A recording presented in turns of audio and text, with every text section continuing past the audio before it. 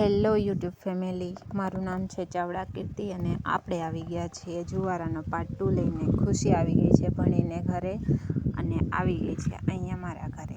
એટલા માટે મેં એને કીધું કે જઈને જુવારા એકવાર જઈને જોઈએ. મેં તો પહેલાં જોઈ લીધા હતા, એવા કંઈ ખાસ ઉગેલા નથી. એ જોઈને હવે કહે છે કે આવા કેમ ઉગ્યા. મેં કીધું વરસાદ આવ્યો ને હમણાં 2 દિવસ બહુ, તો વધારે પાણી એમાં ભરાઈ ગયું અને વધારાના એક્સ્ટ્રા જે ઘઉં હતા ને એમાં ફૂગી વળી ગઈ હતી, એટલા માટે સરખા ઉગી નહોતા શક્યા. ખુશીએ જુવારા જોઈ લીધા છે અને હવે ખુશીનું શું રિએક્શન છે એ ખુશી એની વિશે થોડુંક બોલશે.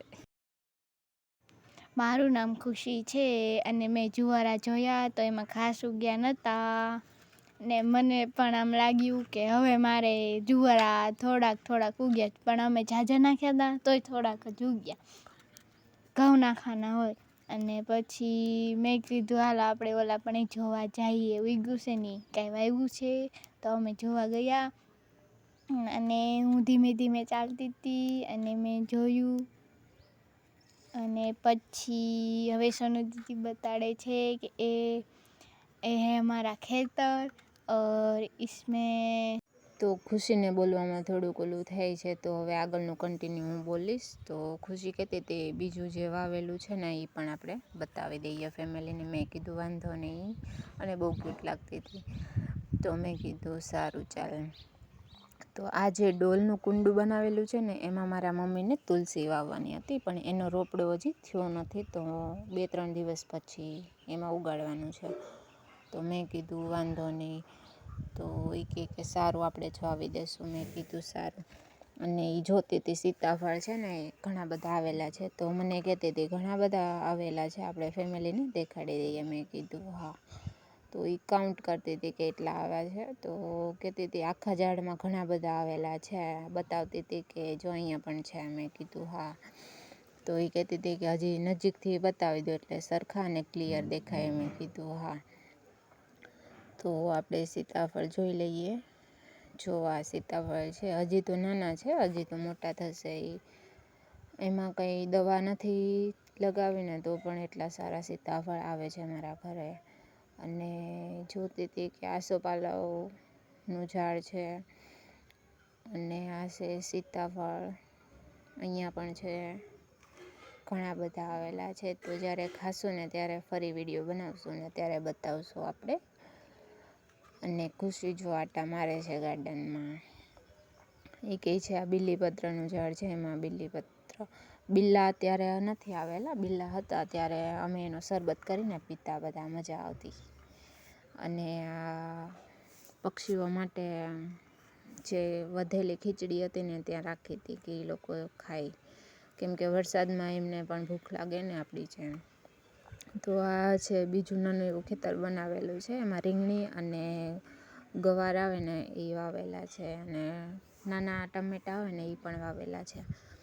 તો એ કહેતી હતી કે જો આટલા બધા વાવેલા છે, એમાં જ્યારે રીંગણા આવશે ત્યારે ખાવાની મજા આવશે. આપણે એ ખાશું ને આજુબાજુવાળાને ખવડાવશું, નહીં ખુશી? તો ખુશી પાડી દીધી છે હા, ને ખુશીને બોલવાનું કહું છું પણ બોલી નથી શકતી. મેં કીધું સારું, હવે બીજું તો શું કરું. બતાવવામાં તો એ પહેલો નંબર છે, પણ બોલી નથી શકતી.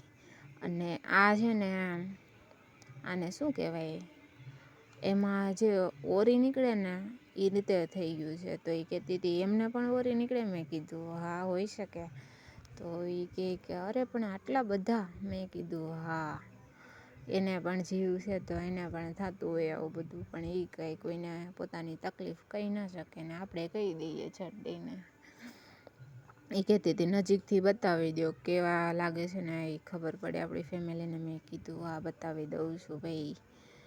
એ કે આપણા ફેસ ઉપર થાય એ રીતે જ થયું છે. મેં કીધું હા, એને હમણાં જ ઓરી હાલમાં નીકળ્યા હતા ને એટલે વધારે એક્સપિરિયન્સ છે. અને એ કહેતી હતી આખા ફેસે મને જે રીતે થયા હતા ને એ રીતે જ આમાં થયા છે. બાપા રે કેવા બળતા હશે એને પણ. મેં કીધું બળતા તો હશે પણ હવે એને તો કાંઈ હોસ્પિટલ લઈ નહીં જવાય આપણે. એની જે દવા આવતી હોય એ લગાડશું એટલે થઈ જશે રેડી. અને આ જે છે ને એ પેલા આમલી આવે ને જે ગળી આમલી, એનું ઝાડ હતું, બહુ મસ્ત હતું. એકવાર એની ઉપર વીજળી પડી ને ત્યારનું આવું થઈ ગયું છે, સુકાઈ ગયું છે એકદમ. હવે એમાં કંઈ આવતું નથી. અને આ છે આપણો વાડો, અને આ છે આપણે ઘરની પાછળ જે ઘર છે ને એ ખુશીના સરનું જ ઘર છે. એ ટીચર છે ને ઓમ થાય છે ભાઈ આપણને, તો એનું ઘર છે પાછળ જે તમે જોઈ શકો છો. અને આ ખુશી કહે છે કે સરે આજે ઘણું બધું લેસન આપ્યું છે અને મેં કરી નાખ્યું છે, એટલે મને કંઈ કહેવાના નથી. મેં કીધું તો બહુ ડાય તું, એ દાંત કાઢીને ઊંધી વળી ગઈ. હું છું ખુશી, હું ખુરશી લઈને આવી ગઈ છું અને વિડીયો બનાવીને થાકી ગયા એટલે અમે બેસી જઈએ છીએ. અને તમને વિડીયો ગમે કે ના ગમે કોમેન્ટ કરી દેજો, અને અમારી ચેનલ લાઈક કરો, સબસ્ક્રાઈબ કરો અને કોમેન્ટ કરો અને ફોલો કરો. Bye bye.